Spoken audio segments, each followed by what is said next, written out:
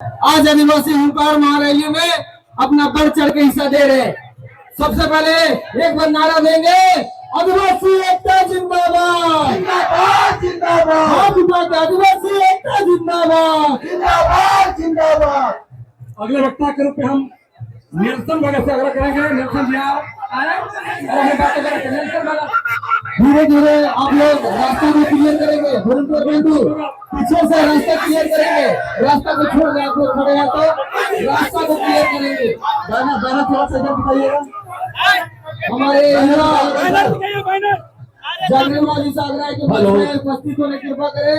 हमारे बीच युवा साथी अनुपमा कुजूर जी और हमारे बीच विभिन्न अलग अलग जिलों से उपस्थित हुए सबको आदिवासी संगठनों का बहुत बहुत स्वागत करता हूँ। तो देखिए आप लापुंग से भी आए हैं। तो यह मंच बहुत बहुत स्वागत करता है। अपने हक अधिकार के लिए लाखों की संख्या में आज उपस्थित हो चुके हैं। एक बार सभी को जोहार। नेल्सन भगत जी अपनी बातों को रखेंगे। एक बार दोनों हाथ खड़ा करके नारा लगाएंगे, आदिवासी एकता जिंदाबाद, आदिवासी एकता जिंदाबाद। एक तीर एक कमान, एक तीर एक कमान। कुर्मी अपनी मांगे वापस करो, कुर्मी अपनी मांगे वापस करो। गजब, अद्भुत, अविश्वसनीय, अकल्पनीय क्या भीड़ है। ये भीड़ देखकर विरोधियों के पसीने उड़ने वाले हैं। कान से धुआं उड़ने वाला है कि नहीं है। उड़ने वाला है। ये शक्ति आने वाला दिन में इतिहास बनेगा। ये ताकत आने वाला दिन में एक इतिहास बनेगा। एक नई उलगुलान का इतिहास बनेगा। उलगुलान 2.0 का इतिहास बनेगा। मेरे नौजवान साथियों, मैं कुर्मियों से कहना चाहता हूँ, ये कुर्मी आदिवासी क्यों बनना चाहते हैं? आपका हक अधिकार को छीनने के लिए। कुर्मी आपका हक अधिकार को छीनने के लिए आदिवासी बनना चाहते हैं। क्या उन्हें आप आदिवासी बनने देंगे? आदिवासी बनने देंगे? क्या उन्हें आप आदिवासी बनने देंगे? मैं कुर्मियों से बोलना चाहता हूँ, अपना इतिहास याद रखिए।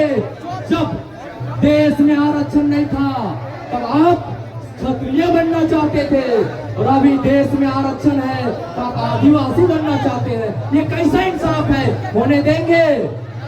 कुर्मियों के लिए एक शायरी लिख के लाए हैं। कुर्मियों के लिए एक शायरी लिख के लाए हैं। इतिहास को मत भूलो, इतिहास को मत भूलो, अपने अतीत को मत नकारो, अपने अतीत को मत नकारो। कुर्मी खुद को आदिवासी बताकर इस समाज को बांटने का काम मत करो, इस समाज को बांटने का काम मत करो। मेरे नौजवान साथियों, ये कुर्मी, एक इंडिया टुडे में एक रिपोर्ट छपा था, ध्यान से सुनिएगा। हजारों हजार की संख्या में है, लाखों लाख की संख्या में है, लेकिन एक बात को ध्यान से सुनिएगा।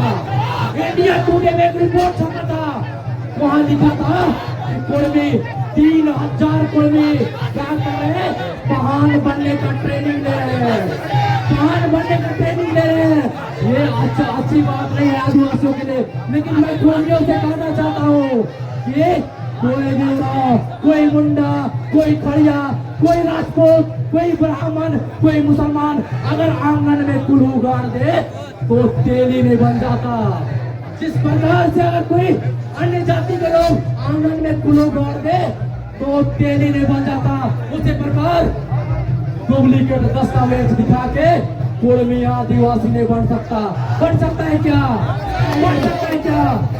मैं कहना चाहता हूँ, ये आदिवासी देश के पहले नागरिक है, ये आदिवासी देश के पहले नागरिक है, और ये झारखंड के पहले नागरिक है। ये बात मैं क्यों बोल रहा हूँ?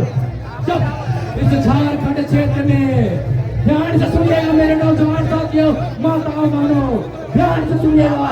जब इस झारखंड क्षेत्र में कोई नहीं रहता था, जब जानवर आते थे, पेड़ पौधे रहते थे, ये कभी लोग रहते थे, तो आदिवासी समाज इस क्षेत्र में आकर जंगलों को काट काट कर यहाँ पर खेती योग्य जमीन बनाए, खेती योग्य जमीन बनाए, रहने योग्य जमीन बनाए और कोई हरी अधिकार प्राप्त करते हैं, खूब कटी अधिकार प्राप्त करते हैं और इस झारखंड में बसने का काम किए।